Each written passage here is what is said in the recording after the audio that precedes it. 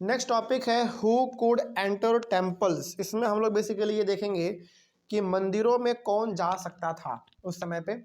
और हमने आपको जैसा पहले बताया कि उस समय पे लोअर कास्ट के लोगों को मंदिरों में जाने का भी परमिशन नहीं मिलता था, तो इसके बारे में हम लोग यहाँ पे देखेंगे। हालांकि खास करके इस टॉपिक में हम लोग ज़्यादातर एक इंसान के बारे में पढ़ने वाले, उनका नाम है डॉक्टर भीमराव अम्बेडकर, क्योंकि उनके बदौलत ही आज लोअर कास्ट के लोग मंदिरों में जाके पूजा कर पाते हैं, क्योंकि उन्होंने एक बहुत बड़ा मूवमेंट लॉन्च किया था। वही हम लोगों को यहाँ पे डिस्कस करना है। तो बेसिकली इसमें हम लोगों को डॉक्टर भीमराव अम्बेडकर के बारे में ही पढ़ना है। और ये वो इंसान थे जिन्होंने हमारे इंडिया के कॉन्स्टिट्यूशन को लिखा, पहला बात, यानी कि हम लोग इसको फादर ऑफ कॉन्स्टिट्यूशन भी कहते हैं। और दूसरी बात, इनके बदौलत ही आज लोअर कास्ट के लोगों को इतना ज़्यादा अधिकार मिल पाया है। तो ये बहुत अच्छे लीडर थे लोअर कास्ट के लिए। बेसिकली देखा जाए इसमें सबसे पहला पॉइंट लिखा हुआ है डॉक्टर बी आर अम्बेडकर, हालांकि इनका फुल फॉर्म भीमराव अम्बेडकर, ठीक है। Doctor B R Ambedkar was born into a Mahar family. Doctor Bhimrao Ambedkar का जो जन्म हुआ एक महर फैमिली में हुआ।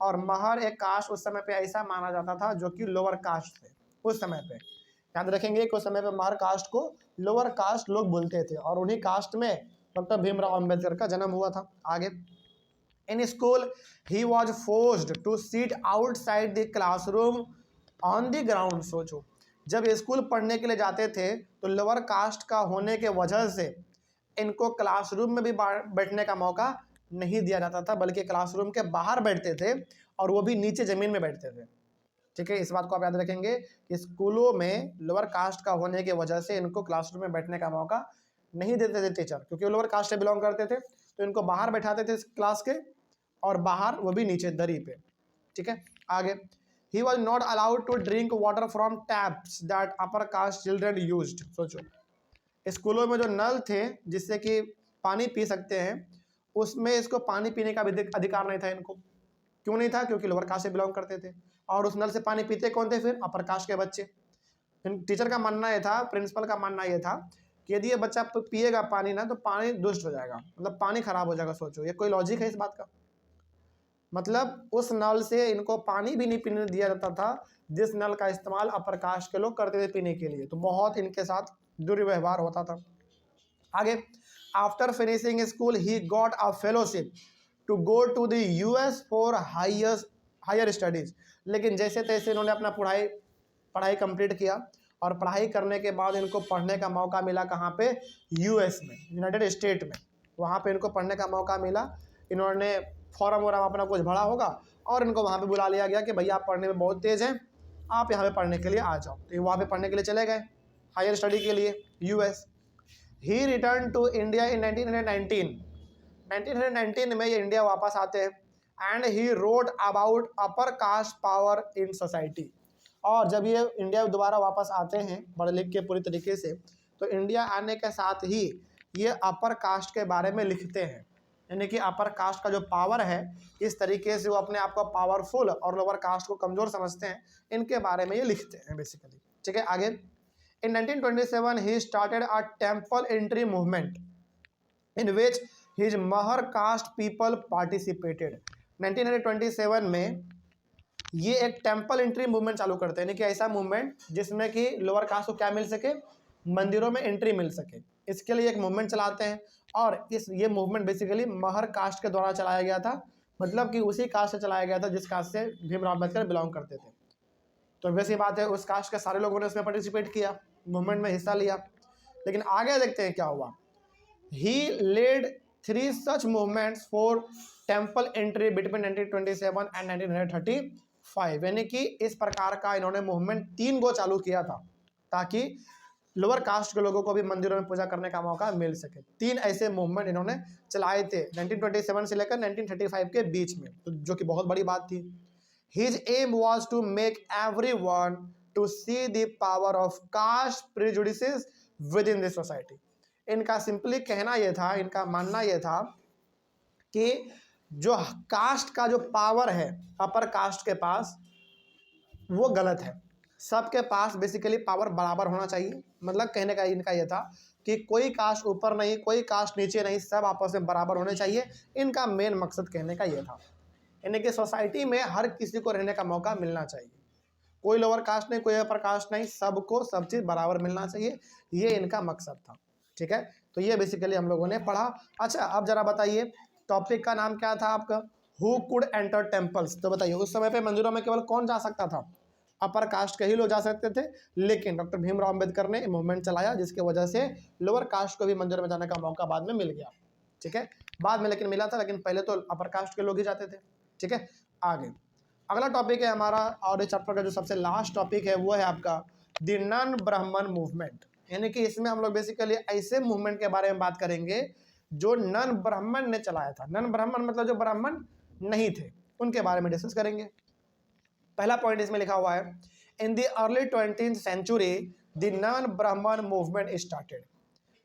20th सेंचुरी के शुरुआत में ही नॉन ब्राह्मण मूवमेंट इंडिया में जगह जगह पर चालू हो चुका था। कहने का मतलब यहाँ पे यह है कि हर जगह पर लोअर कास्ट के लोग मूवमेंट चालू कर रहे थे ताकि उनको भी बराबर दर्जा मिल सके जिस प्रकार का ब्राह्मण को मिलता है।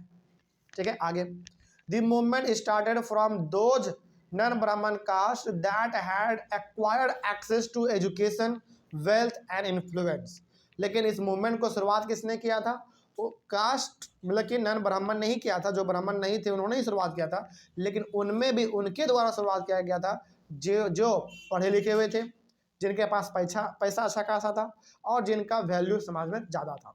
तो वैसे लोगों ने नॉन ब्राह्मण मूवमेंट को चालू किया था ताकि लोअर कास्ट को भी हर प्रकार का मौका मिल सके। They argued that Brahmins were Aryan invaders from the north who had conquered southern lands from the original inhabitants of the region, the Dravidian races। कहने का यहाँ ये बहुत इंपॉर्टेंट पॉइंट है, इसको आप समझिए। ये जो नॉन ब्राह्मण मूवमेंट चल रहा था, इनका कहना यह था कि ब्राह्मण लोग कौन है, वो आर्यन है जो कि बाहर के हैं लेकिन इंडिया में आ गए हैं और हमारे ऊपर कब्जा कर लिए हैं, यानी कि हम लोगों को ऊपर हमारे ऊपर हमला करके हमारे ऊपर जीत लिए हैं। और जो द्रविडियन रेसेस है, द्रविडियन रेसेस मतलब हम लोगों का वो बात कर रहा है कि हम लोगों के ऊपर उन्होंने कब्जा कर लिया। तो उस समय पे हम लोगों को ना बेसिकली द्रविडियन रेसेस कहा जाता था, यानी कि हम लोग किस प्रजाति के थे उस समय पे, द्रविडियन रेसेस। उस समय पे हम लोगों को ट्रीट किया जाता था इस नाम से। तो बेसिकली इन लोगों का मानना यह था कि ब्राह्मण लोग क्या है, आर्यंस हैं, जो कि इंडिया के नहीं है, बाहर के हैं, लेकिन वो लोग इंडिया में आए और अपने ऊपर हमने मतलब हमारे ऊपर उन्होंने कब्जा कर लिया। ठीक है, आगे ईवी रामास्वामी नायकर और पेरियार, जिसको हम लोग रामानवमी साइकर ईवी रामा स्वामी नायकर और पेरियार भी कहते हैं, जो भी आपको अच्छा लगे आप वो कह लो, came from a middle class family. अब यहाँ पे हमारे सामने एक इंसान का जो बात होने वाला है वो बहुत ज़्यादा बात होने वाला है, वो है ईवी रामास्वामी नायकर, जिसको हम लोग पेरियार भी कहते हैं। वो खुद एक मिडिल क्लास फैमिली से बिलोंग करते थे। He had been an ascetic in his early life and had studied Sanskrit scriptures. बचपन में ये एक एसेटिक थे। एसेटिक का मतलब होता है जो किसी धर्म को नहीं मानता है, जो बिल्कुल न्यूट्रल आदमी रहता है, लेकिन इनको अच्छा खासा नॉलेज था संस्कृत के बारे में और इन्होंने पढ़ाई भी संस्कृत में ही किया था।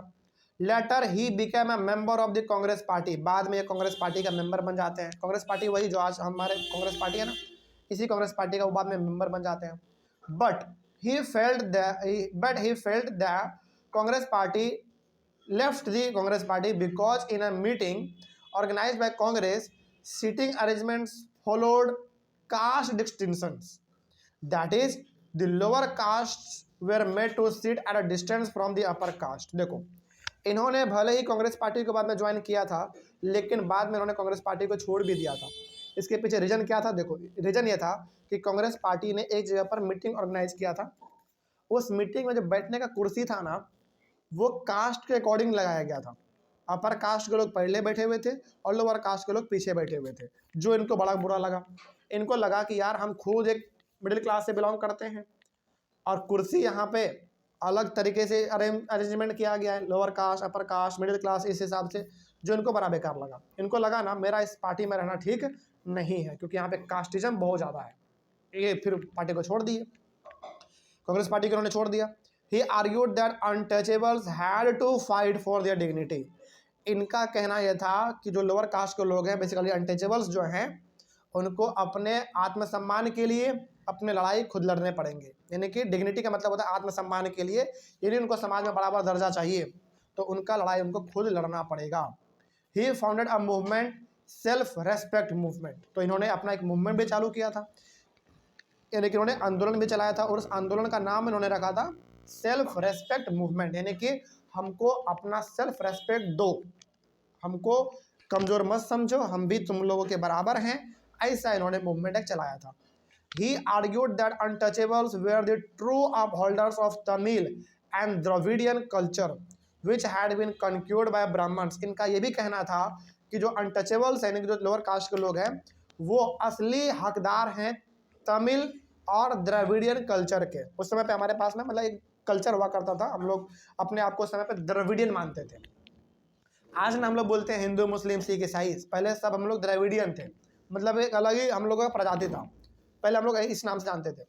तो इनका कहना यह था कि जो हम लोग अनटचेबल्स हैं, जो हम लोग लोअर कास्ट के हैं, ये असली मालिक हैं अपने कल्चर का, अपने ज़मीन का असली मालिक है, लेकिन इनको डरा के धमका के इनके ऊपर विजयी पा लिया किसने? ब्राह्मण्स लोगों ने।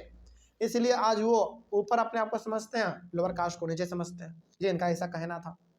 आगे, he argued that untouchables had to free themselves from all religions in order to achieve social equality. इनका ये भी कहना था कि यदि लोअर कास्ट को अपना अधिकार पाना है तो सब धर्म को छोड़ना पड़ेगा और अपना लड़ाई लड़ना पड़ेगा, यानी कि सभी धर्म से नाता तोड़ दो और अपना लड़ाई खुद लड़ो, अपना सेल्फ रेस्पेक्ट पा लो लड़ाई लड़के। इनका ये भी कहना था। He was an outspoken critic of Hindu scriptures, especially the codes of Manu. Manu हमारा एक बुक है, मनुस्मृति जिसको हम लोग कहते हैं। मनुस्मृति हो गया, भगवत गीता हो गया और रामायण हो गया। इन सब का ये पूरी तरीके से क्रिटिसाइज करते हैं, यानी कि ये लोग ना मतलब ये इंसान मनुस्मृति में, भगवत गीता में, रामायण में उतना विश्वास नहीं रखते हैं। इनका मानना यह है कि इनमें जो लिखा हुआ है वो ठीक है, लेकिन हमको उस प्रकार का बेनिफिट नहीं मिल रहा है जैसा बेनिफिट रामायण में लिखा हुआ है। आप रामायण कभी देखो तो रामायण में भी जो लोअर कास्ट के लोग हैं उनको भी बराबर दर्जा दिया गया है। बराबर दर्जा मतलब उसको बैडली ट्रीट नहीं किया गया है, लेकिन समाज में क्या हो रहा था? लोअर कास्ट को बैडली ट्रीट किया जा रहा था। तो इसीलिए इंसान भगवत गीता, रामायण इन सब में भी विश्वास नहीं रखता है। आगे, he said that these texts had been used to establish the authority of Brahmins over lower caste and the domination of men over women. इनका मानना यह था कि मनुस्मृति, भगवत गीता, रामायण में जो भी चीज़ लिखा हुआ है वो ये दर्शाता है कि ब्राह्मण का पावर सबसे ज़्यादा है उसमें। मतलब ऐसे इनका ये कहना है कि भगवत गीता, रामायण, मनुस्मृति में दिखाया गया कि ब्राह्मण सबसे ऊपर है, लोअर कास्ट के जो लोग हैं वो सबसे नीचे हैं। और इसमें और बेसिकली इसमें ये भी दिखाया गया है कि मेन ज़्यादा पावरफुल है, वुमेन कम पावरफुल है, यानी कि वुमेन को, महिलाओं को कमज़ोर दिखाया गया इन सारे ग्रंथों में। इनका ऐसा कहना था। आगे, he was criticised by orthodox Hindu society by founding associations like Sanatan Dharma Sabha and the Bharat Dharma Mahamandal in the north and the Brahmin Sabha इन बंगाल। अब देखो, इन्होंने सवाल किसके ऊपर खड़ा कर दिया? भगवत गीता, रामायण, मनुस्मृति, इन सब के ऊपर सवाल उन्होंने खड़ा कर दिया। तो इसके जवाब देने के लिए जो कट्टर हिंदू लोग थे उन्होंने भी जवाब दिया। इन्होंने अपना ग्रुप बना कर इनके खिलाफ प्रोटेस्ट किया कि भैया आप जो बोल रहे हो वो गलत है, यानी कि हमारा रामायण, भगवत गीता, मनुस्मृति ये सब बढ़िया है, आप जो बोल रहे हैं वो गलत है, अपना शब्द आप वापस लो। जैसे इन्होंने ग्रुप बना लिया था इन लोगों ने जो कट्टर हिंदू थे, जैसे सनातन धर्म सभा हो गया, भारत धर्म महामंडल हो गया, उसी प्रकार से ब्राह्मण सभा जो कि बंगाल में था। तो ये सब बेसिकली एसोसिएशन थे, ग्रुप थे जो कि इनके विचार को मतलब इनके विचार के खिलाफ बोलते थे। ठीक है, आगे, the objective of this associations was to uphold caste distinctions. इन सभी सभा का जो मेन ऑब्जेक्टिव था वो ऑब्जेक्टिव यह था कि कास्ट वाला जो सिस्टम है वो बरकरार रहना चाहिए। ये इंसान नहीं मानते थे, मतलब ए वी रामास्वामी नायकर नहीं मानते थे कि कास्टिज्म होना ही नहीं चाहिए, ये तो बोलते थे साफ साफ कि कास्टिज्म खत्म करो। लेकिन जो कट्टर हिंदू वाले लोग थे, ये सभा के लोग जो थे, ये लोग बोलते थे कि नहीं ये सब होना चाहिए, ये सब ठीक है। आगे, मतलब कोई बोलता था कि कास्टिज्म होना चाहिए, कोई बोलता था कास्ट सिस्टम नहीं होना चाहिए। इसके ऊपर बहुत लंबा समय तक डिबेट चलता रहा। तो debates and struggles over caste continued beyond the colonial period and are still going in our own times. तो ये जो कास्टिज्म के ऊपर हमारा वाद है, विचार है अलग अलग प्रकार के लोगों का, ये उस समय में भी था, अंग्रेजों के भी समय में भी रहा और देखा जाए तो आज भी है। कहीं ना कहीं कास्टिज्म का सिस्टम आज भी हमारे इंडिया में है, तो ये लगातार चलता आ रहा है। लेकिन हाँ, आपको ये भी मानना पड़ेगा कि कुछ हद तक कास्टिज्म खत्म भी हुआ है। बात समझ में आ रही है? तो इस तरीके से रामास्वामी नायकर का ये विचार था, इसको हम लोगों ने खत्म किया और यहीं पे हमारे चैप्टर भी खत्म होता है। कहीं पर कोई डाउट रहा हो ऑनलाइन वाले बच्चे आप लोगों को, तो आप लोग एक बार कमेंट कीजिएगा। हम लोग मिलेंगे अपने अगले वाली क्लास में एक नए चैप्टर के साथ और एक नई शुरुआत के साथ। तब तक के लिए thank you very much and have a nice day.